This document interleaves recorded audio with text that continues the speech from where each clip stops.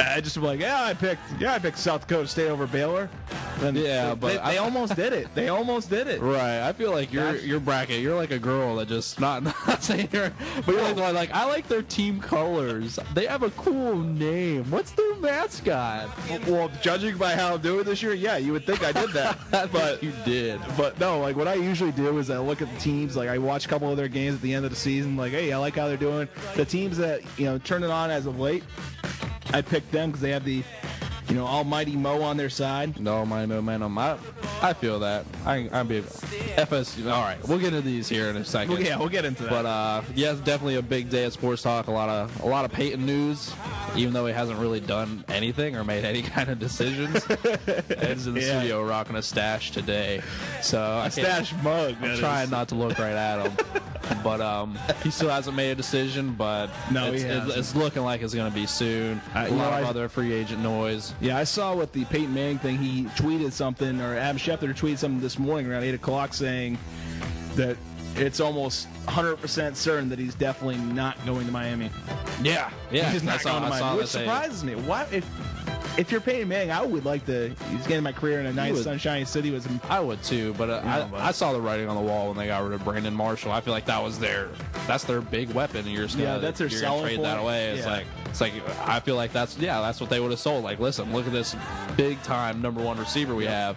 He'd be like, oh, that's cool. Or how would Peyton say it? Well, I would love to throw to Brandon. Well, that would be mighty nice to throw to Mr. Marshall. I think he's got some good hands. So when they got rid of him, I was like, oh yeah, it looks like they're probably gonna turn away out of the Peyton sweepstakes. But hey, we'll see what happens.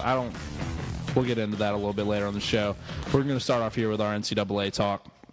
The big game yesterday. The big game yesterday that's getting a lot of hype, especially here in the Carolinas, is the Asheville-Syracuse game. It was the officiating. I didn't get to see the full game, but I watched some of the highlights afterwards, and I scratched my heads and my head, one head, that sounded weird, but that came up a little weird. I scratched my head, saying, "If you're an official, how do you miss some of these calls?" It's just.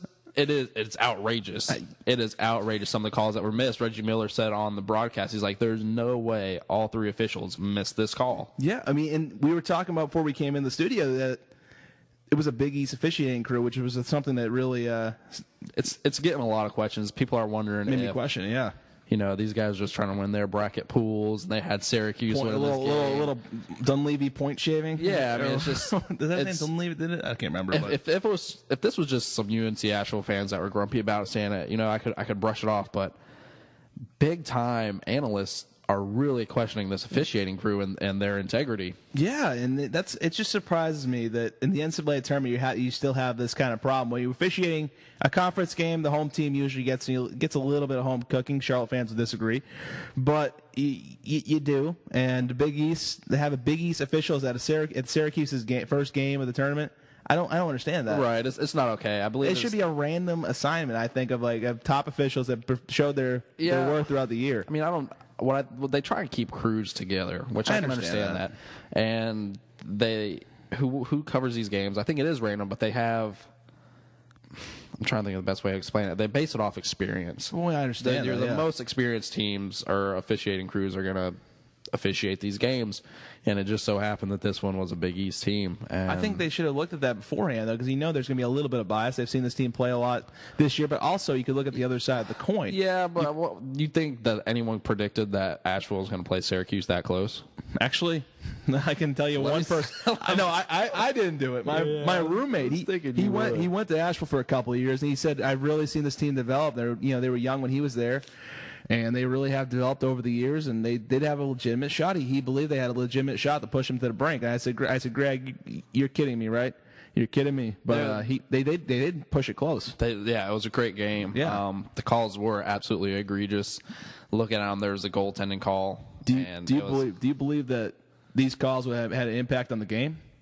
Yeah, certainly. I mean, when it gets to crunch time, every possession, is a big deal. I mean, they only lost by 5 points. Right. That's too. Five or it's 5. It's like I think it was like 72-67. Yeah. Like but anyways, regardless, that's a 5-point swing. Say on the inbounds play where the Syracuse guy clearly was the last guy to touch it. That was blatant. They get the ball. They score 2 points. when Asheville should have had the ball and they could have hit a 3. That's an easy 5-point swing right there. Yeah, exactly. With one possession. I don't understand how that official missed it. You have an official down the lines looking at that. Yeah, I mean, I was looking at the head of officiating. He was talking on CBS, and he's talking. Yeah, I know. He's like, all the officials are in the right place. The baseline judge or the sideline official was way on the other end of the court, and they're like, why in the hell is he way down there? Yeah, that's what I think. He had a good explanation. He goes, we position our officials so that the play stays in front of them. One of the options for Syracuse was just heave the ball down the court, and it would have been. Well, that makes sense. That makes sense. That's strategic. Yeah, right. I don't makes sense. Listen to explanations, it makes sense, but when you watch it, you're just like, come on. You're just scratching your head going, how do you miss that? I think even an intramural ref could have picked that up. I don't know. I played some intramural games, and they're pretty bad. Okay. Let's put it this way. I got thrown out of an intramural softball game for arguing with an umpire because it was such a bad call. You argued with somebody? Dude, I get heated, man. I'm competitive. You think I'm a nice guy. No more, Mr. Nice You're just guy. a big ball of marshmallows. Hey, man, I like me some marshmallows. don't like the marshmallows. That game, that would have been the first 16 seed beating a 1 seed in the history of the tournament. It would have been incredible, and just I hate it for Asheville because if you saw the end of the game, those guys were crushed. When you saw them shaking hands, they kind of looked dejected. I mean, obviously they lost, but the way they lost that game, man, they left their hearts on the floor. Their heads were down, heads were in their jerseys, just crying. I felt horrible for the guys. Don't blame them. I mean, they really did get hosed. I'm not saying if these calls were made correctly, I'm not saying they would have won the game because there's no way of knowing that. But they would have a lot better chance. And the question that always comes up, should replay and the crunch time of games, even on foul, potential. See, I don't understand. I don't know the rules. They're like, I saw, like I said on CBS, they're like, these plays are not reviewable with replay, and I'm just like, well, why in the hell not? I mean, you're right on the side. I think one like that on the inbounds pass. I could see the replay of the one on the inbounds pass. That would make a lot of sense. I don't think they needed to because it was that clear cut. It went off his hand. He saw his fingertips bend back when the ball hit his hand. There's no way. Even if the Asheville guy hit that, it would not have bounced the same way. It's just it wasn't even close. Somebody didn't pass physics class. I mean, come on, man. I thought you were talking about me. Yeah, it was me too. But anyways, but I mean, figure that out. It's a game that was definitely influenced by the refs when it should not be. That's the whole point. And some analysts will say, do not blame. As a coach, you never blame the refs, but you blame the refs. You got to blame the refs. The team played their hearts out. It's not like they were just kind of lollygagging the whole game. They shot relatively well. And now it's all kind of conspiracy theories. A lot of people think they're either in the pockets of the Big East or even Vegas. They think they had money on the game, which it's happened before. Stranger things have happened. Yeah, it's happened before. I mean, it's not like it's a new phenomenon that refs do that. Yeah, I mean, it's definitely human nature. So, I mean, everyone wants to make a little bit more money, and they feel like they have this impact on the game.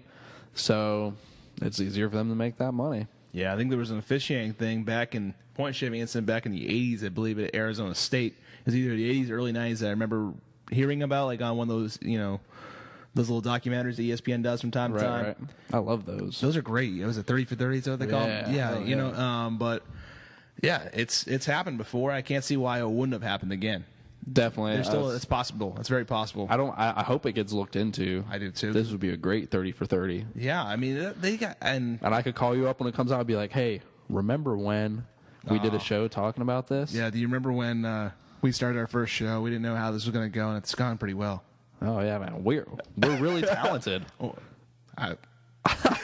Why, thank you. Anyway, you're welcome. I'm a humble man. No problem. But